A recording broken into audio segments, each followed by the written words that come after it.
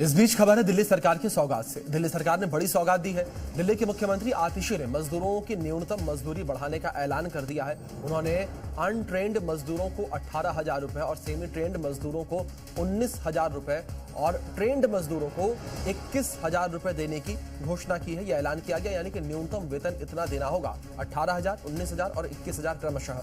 इस मौके पर श्रम मंत्री मुकेश अहलावत भी मौजूद रहे और अकुशल मजदूर की न्यूनतम मजदूरी अब 18,000 रुपए 66 रुपए होगी और अभी इन्हें 17,494 रुपए मिलते हैं और अर्ध कुशल श्रमिकों की न्यूनतम मजदूरी 19,929 रुपए होगी, जो कि अभी 19,779 रुपए है। वहीं कुशल श्रमिकों की न्यूनतम मजदूरी 21,917 रुपए की जाएगी, जो अभी 21,215 रुपए है। तो कुछ इस तरीके से ये फैसला दिल्ली के नए मुख्यमंत्री आतिशी के द्वारा लिया गया है और मजदूरों की जो सैलरी है उसको बढ़ाने का ऐलान किया गया। मुझे खुशी है इस बात की कि कल हमारे श्रम मंत्री मुकेश अहलावत जी ने ये फैसला लिया है और मिनिमम वेजेस का इंक्रीज हम नोटिफाई कर रहे हैं। जो अनस्किल्ड लेबर की मिनिमम वेजेस को 18,066 रुपीस पर बढ़ाया जा रहा है। सेमी स्किल्ड वर्कर्स की मिनिमम वेजेस को 19,929 रुपीस पर बढ़ाया जा रहा है। स्किल्ड वर्कर्स की मिनिमम वेजेस को 21,917 पर बढ़ाया जा रहा है। दिल्ली सरकार ने सर्दियों में प्रदूषण को क्लीन बोल्ड करने के लिए 21 सूत्रीय विंटर एक्शन प्लान साझा किया है, जिसमें ऑड इवन को लागू करना, anti dusting campaign, work from home और कृत्रिम बारिश जैसे कदम शामिल किए गए हैं। आम आदमी पार्टी सरकार का दावा है कि बीते 10 साल में दिल्ली में प्रदूषण 34.6% घटा है, लेकिन पूर्वी दिल्ली से बीजेपी सांसद और केंद्रीय राज्य मंत्री हर्ष मल्होत्रा ने आम आदमी पार्टी के दावे पर कई सवाल दाग दिए। दिल्ली के पर्यावरण मंत्री गोपाल राय ने आतिशी सरकार के 21 सूत्रीय विंटर एक्शन प्लान को साझा किया। मंत्री गोपाल राय ने दावा किया कि आप सरकार ने बीते 10 साल में दिल्ली का प्रदूषण 34.6% तक कम किया है। उन्होंने बताया कि राजधानी को प्रदूषण से मुक्ति दिलाने के लिए दुनिया भर में उपलब्ध सभी तकनीकों का इस्तेमाल किया जाएगा। आप सरकार के 21 सूत्रीय विंटर एक्शन प्लान में work from home, anti dust campaign, odd even system को लागू करना शामिल है। मंत्री गोपाल राय ने बताया कि जरूरी होने पर कृत्रिम बारिश कराने का भी प्रयास किया जाएगा। तो ये 21 पॉइंट विंटर एक्शन प्लान सरकार ने तैयार किया है, जिस पर आज से हम काम करेंगे। 34.6% प्रदूषण का स्तर कम करने में सफलता मिली है।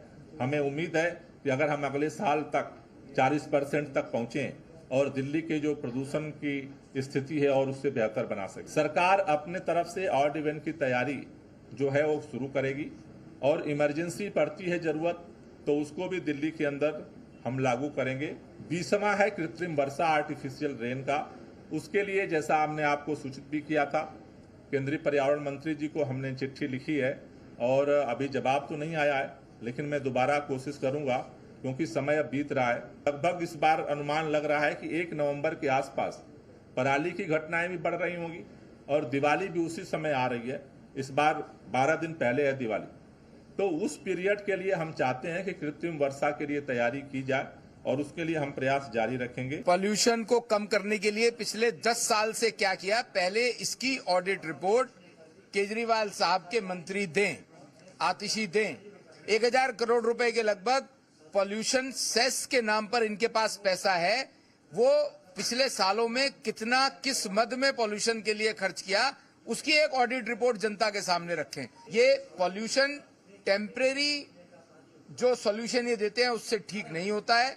10 साल में पॉल्यूशन को ठीक करने के लिए क्या परमानेंट सॉल्यूशन इन्होंने दिल्ली की जनता को दिया, वो बताएं। सिर्फ ड्रामा है, सिर्फ ढकोसला है, दिल्ली का चुनाव सिर पे है, इस कारण से इस तरह की झूठी योजनाएं ये लेके आए। दिल्ली के पर्यावरण मंत्री गोपाल राय ने कहा कि सबके साझे प्रयास से ही प्रदूषण पर अंकुश लगाया जा सकता है। इस बहाने गोपाल राय ने दिल्ली बीजेपी और कांग्रेस को निशाने पर लिया। गोपाल राय ने कहा कि दिल्ली बीजेपी और कांग्रेस के प्रदेश अध्यक्षों की तरफ से उन्हें प्रदूषण रोकथाम पर अब तक कोई सुझाव प्राप्त नहीं हुआ है।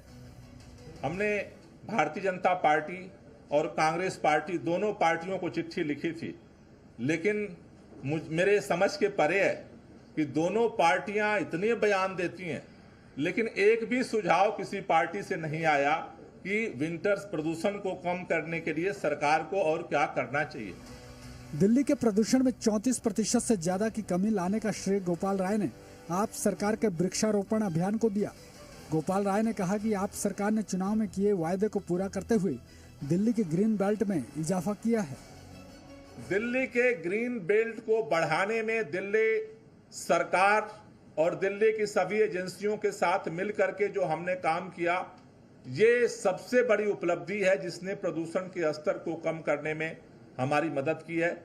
दिल्ली के अंदर 2013 में जो 20% ग्रीन बेल्ट था, वो 2021 तक 23.06% हुआ है। उनमें से एक गारंटी थी, अगले 5 साल में 2 करोड़ पेड़ पौधे दिल्ली में लगाए जाएंगे।